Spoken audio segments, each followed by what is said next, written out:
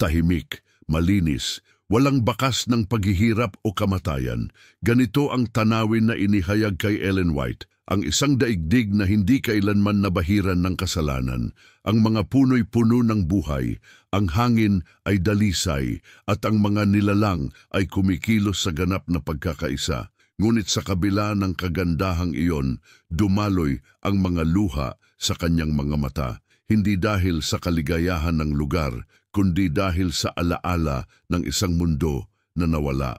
Sinulat ni Ellen White sa Maagang Writings. Pagkatapos ay dinala ako sa isang banal at masayang lugar kung saan ang lahat ay maganda at maluwalhati. Ang mga damo ay berde at malago at ang mga ibon ay umaawit ng kaaya-ayang himig. Ang mga naninirahan sa lugar na iyon ay masaya. Mayroong isang diwa ng mapayapang pagkakaisa. Pagkatapos ay dinala akong pabalik sa madilim na mundo. Dito ko nakita ang kasamaan at kasalanan at narinig ko ang daing ng kalungkutan.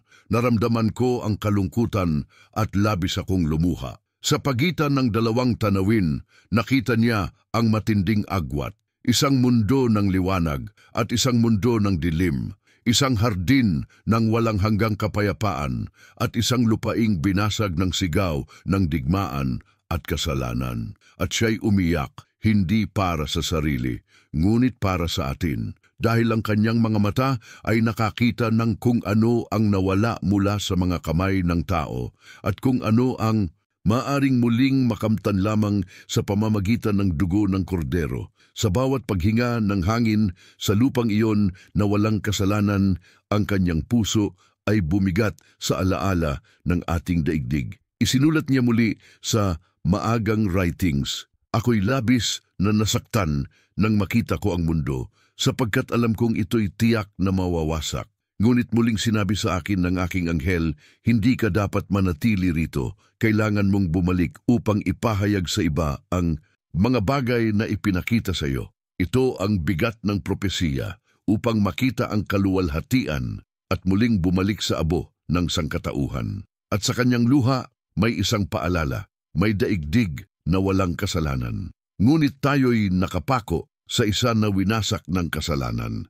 Nang dinala si Ellen White pabalik mula sa kaluwalhatiang nakita niya, hindi siya bumalik na gaya ng dati. Ang kanyang puso ay nahati sa pagitan ng dalawang mundo. Isang lugar ng walang hanggang kapayapaan at ang ating lupaing sugatan ng kasalanan. Ang kanyang mga luha ay hindi simpleng emosyon.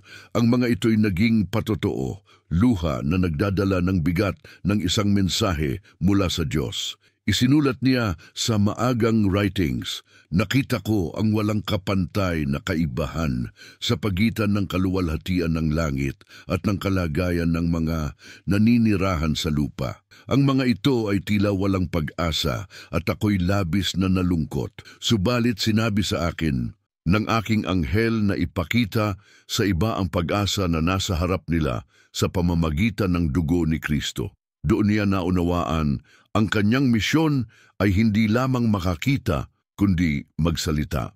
Ang kanyang mga luha ay hindi pagtatapos, kundi pasimula ng panawagan. Nang bumalik siya sa mundong ito, bitbit niya ang alaala ng isang lupain na walang kasalanan.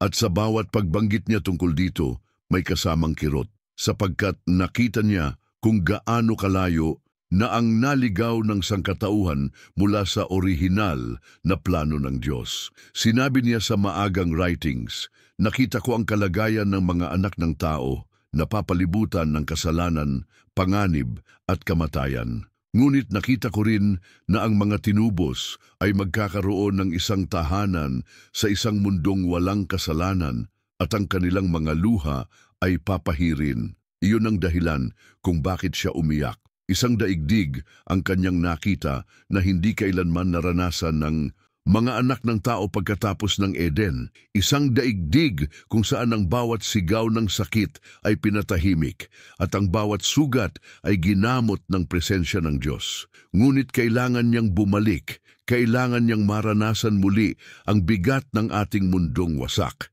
at kailangan niyang iparating na may pag-asa. Sa kanyang mga luha, nagpatuloy ang panawagan ng Diyos. Hindi para manatili sa dilim, kundi para hanapin ang liwanag na ipinakita sa kanya. Ang nakita ni Ellen White sa lupang walang kasalanan ay hindi lamang isang pangitain ng hinaharap. Ito'y alaala ng simula, isang sulyap ng Eden bago pa bumagsak ang tao. Sa kanyang pagsasalaysay sa maagang writings ay isinulat niya, "Nakita ko ang paraisong tahanan ng ating mga unang magulang bago sila nagkasala. Ang lahat ay ganap na payapa at kaaya-aya, walang bakas ng sumpa. Ang lahat ay sumasalamin ng kaluwalhatian ng Diyos." Ngunit pagkatapos, kanyang nasaksihan ang malaking trahedya, ang pagkawala ng Eden.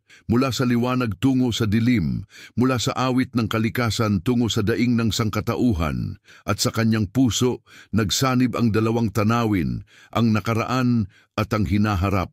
Isang Eden na nawala at isang bagong Eden na muling ibabalik. Ngunit sa pagitan ng dalawang iyon, may daigdig na ating tinatahak ngayon, puno ng kasalanan, sakit, at pagkawasak, at doon dumaloy ang kanyang mga luha. Isinulat niya sa maagang writings, "Nakita ko na ang tao ay hinulog sa kasalanan at ang buong lupa ay naapektuhan ng sumpa. Ngunit nakita ko rin ang plano ng pagtubos, na ang tao ay maaaring maibalik sa kanyang nawalang Eden sa pamamagitan ng pagsunod kay Kristo. Ito ang dahilan kung bakit ang kanyang mga pangitain ay nagdadala ng parehong kirot at pag-asa. Kirot, dahil nakita niya ang pinsalang dulot ng kasalanan. Pag-asa, dahil nakita rin niya ang katiyakan ng pagtubos. Ang kanyang luha, kung gayon, ay hindi lamang lungkot. Ang mga ito ay patak ng pag-ibig para sa isang mundong nawawala, ngunit tinutubos. At mula sa alaala ng Eden, narinig niya ang panawagan ng Diyos.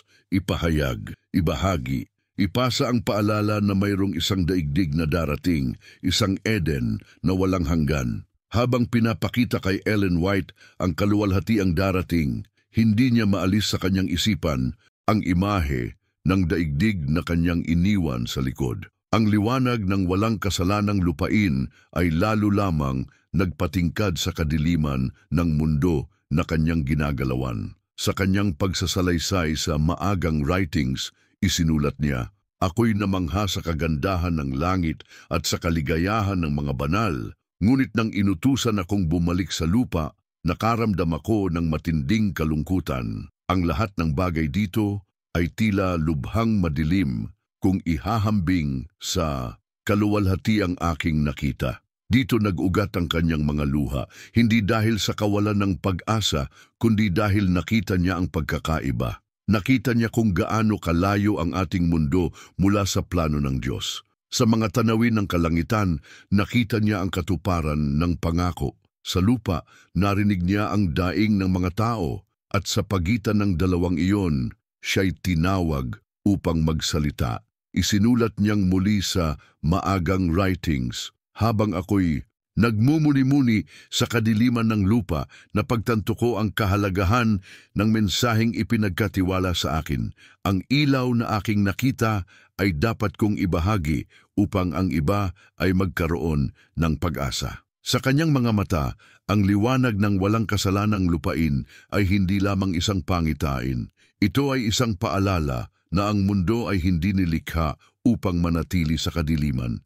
Ngunit kailangan itong ipahayag, kailangan itong ituro, kailangan itong maging sulo para sa mga handang makinig. Kaya't ang kanyang mga luha ay naging panalangin, isang panalangin na sana'y magising ang mga tao na sa gitna ng kadiliman ay pipiliin nilang lumapit sa liwanag. Nang si Ellen White ay bumalik mula sa pangitain ng walang kasalanang lupain, hindi niya naiwan ang alaala nito. Ang liwanag ng langit ay parang nakatatak sa kanyang kaluluwa at ang bigat ng lupa ay lalo lamang naging mabigat. Isinulat niya sa maagang writings, "Nang bumalik ako sa madilim na mundo, Naramdaman kong wala itong anuman kung ihahambing sa kaluwalhatian ng langit.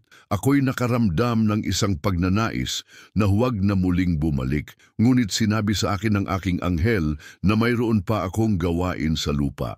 Ito ang kirot ng kanyang karanasan. Nakita niya ang hinaharap, ngunit kailangan niyang manatili sa kasalukuyan. Narinig niya ang awit ng mga banal, ngunit kailangan niyang makinig sa mga iyak ng sangkatauhan. Nadama niya ang kapayapaan ng Diyos, ngunit kailangan niyang mabuhay sa gitna ng kaguluhan ng tao. Sa kanyang luha ay naroon ang pakikibaka ng propeta upang dalhin ang liwanag ng kalangitan sa mundong puno ng dilim. Isinulat niyang muli sa maagang writings. Nakaramdam ako ng matinding pangungulila sa tahanan ng langit. Subalit ipinaalala sa akin na ang mga anak ng Diyos ay naririto pa at ako'y isinugo upang impalakasin at bigyan sila ng pag-asa. Kaya't ang kanyang luha ay naging tungkulin, ang kanyang kalungkutan ay naging panawagan, at ang kanyang alaala ng walang kasalanang lupain ay naging apoy na nagtulak sa kanya upang ipahayag ang babala at ang pangako. Nakita niya ang dalawang katotohanan na magkatunggali, isang mundong tiyak na mawawasak at isang kaharian ng Diyos na tiyak na mananaig. At siya, sa pagitan ng dalawa, ay itinawag upang magsalita, upang magpahayag, upang umiyak para sa atin. Ang mga pangitain ni Ellen White ay hindi tahimik na larawan lamang. Ang mga ito'y may kasamang tinig, isang sigaw na nagmumula sa kanyang mga luha, sigaw ng pag-ibig, ngunit sigaw din ng babala. Isinulat niya sa maagang writings, "Nakita ko na ang mundo ay mabilis na lumalapit sa oras ng pagsubok. Ang kasalanan ay dumami at ang mga tao ay hindi handa. Ang aking kaluluwa ay napuno ng kalungkutan at ako'y umiyak na para bang ang bigat ng buong mundo ay nasa akin." Sa bawat pangungusap, mararamdaman ang bigat ng kanyang paningin. Hindi ito simpleng emosyon. Ito'y isang pasanin na ipinagkatiwala sa kanya ng Diyos. At sa kanyang mga luha, natagpuan ang matinding panawagan, magising, maghanda, tumalikod sa kasalanan bago pa maging huli ang lahat. Muli niyang isinulat sa maagang writings, "Ako'y tinawag upang ipahayag ang panganib na nasa harap natin. Kung ang mga tao ay mananatiling bulag, sila'y masasakop ng kadiliman. Ngunit kung tatanggapin nila ang liwanag, sila'y maliligtas." Ang kanyang mga luha, kung gayon, ay hindi kawalan ng pag-asa. Ito ay panawagan ng awa, isang tinig ng langit na dumadaan sa isang pusong tao. Nakita niya ang hinaharap at ang mga tao na hindi handa dito. Nakita niya ang liwanag at ang mga ayaw pumikit sa dilim. At kaya siya umiyak, hindi lamang dahil sa kagandahan ng lupang walang kasalanan, kundi dahil sa takot na ang marami ay hindi na makarating doon. Sa sigaw ng kanyang mga luha, nananawagan pa rin ang Diyos, lumapit, magising, at huwag nang ipagpaliban ang biyayang iniaalok. Sa bawat pag-iyak ni Ellen White para sa sangkatauhan, may kasamang liwanag. Hindi siya iniwan ng Diyos sa bigat ng kalungkutan. Sa halip, ipinakita sa kanya na kahit ang lupa ay balot ng kasalanan, may pag-asa sa pamamagitan ng dugo ni Kristo. Isinulat niya sa maagang writings, "Nakita ko na sa kabila ng kadiliman ng mundo, may isang sinag ng liwanag na hindi kailanman mapapawi. Ito ay ang pag-asa sa ating tagapagligtas. Sa kanya, ang tao ay maaaring maligtas at maibalik sa paraiso na kanyang nawala." Sa gitna ng kanyang mga luha, natagpuan ang panawagan, huwag tumingin sa dilim, kundi sa liwanag. Hindi manatili sa alon ng kasalanan, kundi lumapit sa kamay na handang magligtas. Nang siya'y bumalik sa mundong ito, hindi lamang siya nagdala ng babala, nagdala rin siya ng pangako. Ang pangako na ang luha ng tao ay papahirin. Ang pangako na ang mundong walang kasalanan ay muling magiging tahanan ng mga tinubos. Muli niyang isinulat sa maagang writings, "Nakita ko ang bayan ng Diyos na nagdurusa sa lupa, subalit pinapalakas sila ng pag-asa ng isang mas mabuting o tahanan. Ang mga mata nila ay nakatuon sa gantimpala at ang kanilang pananampalataya ay nagbigay sa kanila ng kapayapaan sa gitna ng pagdurusa. Ito ang dahilan kung bakit ang kanyang mga luha ay hindi nagdala ng desperasyon, kundi ng katiyakan. Katiyakan na ang Diyos ay hindi nag-iiwan ng kanyang bayan. Katiyakan na ang krus ay tulay patungo sa bagong Eden. At sa kanyang panawagan, malinaw ang tinig. May daigdig na darating, may tahanang walang kasalanan, at ang mga tapat ay doon tatahan magpakailanman. Habang lumalalim ang mga pangitain, nakita ni Ellen White ang katapusan ng lahat ng bagay, isang wakas para sa makasalanang mundo, at isang simula para sa kaharian ng Diyos. Isinulat niya sa maagang writings, nakita ko na ang mga banal ay dadalhin sa isang tahanang walang kasalanan. Ang kanilang mga mukha ay nagliliwanag sa kaluwalhatian ng Diyos at ang kanilang mga tinig ay umaawit ng bagong awit. Ngunit nakita ko rin ang mga hindi naghanda at sila'y iniwan sa dilim malayo sa presensya ng Panginoon. Ito ang dahilan kung bakit siya umiyak dahil nakita niya ang dalawang hantungan, isang walang hanggang liwanag at isang walang hanggang kadiliman. Ang kanyang mga luha ay hindi lamang para sa kasalukuyang kalagayan ng mundo. Ito'y para rin sa mga kaluluwang tatanggihan ang biyayang ipinagkakaloob, at sa kanyang paningin, malinaw na ipinaalala, walang neutralidad sa dakilang tunggalian. Muli niyang isinulat sa maagang writings, ang mga anak ng Diyos ay tatahan sa isang lupaing bago, malinis at walang kasalanan. Ngunit yaong mga nagtakwil sa kanya ay mawawasak kasama ng mundong ito. Ang pasya ng tao ay magtatakda ng kanyang walang hanggang kapalaran. Dito tumimo ang huling paalala ng kanyang mga luha, na bawat araw ay isang desisyon, na bawat puso ay pipili kung saan ito tatayo, at na ang panahon ay hindi walang hanggan. Sa kanyang panawagan, naroon ang bigat ng katapusan, may isang tahanan ng kaluwalhatian. Ngunit may isa ring apoy ng pagkalipol, at sa pagitan ng dalawang iyon, naroroon pa rin ang luha ng isang propeta. Umaapela, nananalangin, nananawagan, pumili ng buhay. Sa dulo ng lahat ng pangitain, nanatili ang isang tanawin, ang mga luha ni Ellen White. Luha na hindi lamang tanda ng kalungkutan, kundi selyo ng kanyang misyon. Luha na naging tinig ng Diyos para sa isang mundong naghihingalo. Isinulat niya sa maagang writings, nakita ko ang dakilang kaibahan sa pagitan ng lupa at ng langit. Ang isa ay puno ng kasalanan at pagkawasak. Ang isa ay puno ng liwanag at buhay. Ang aking puso ay sumakit nang makita ko ang kalagayan ng tao, subalit pinasigla ako ng pangako ng kaligtasan. Naroon ang kirot, naroon ang pag-asa. At sa kanyang mga mata, ang dalawang ito ay hindi kailanman mapaghihiwalay.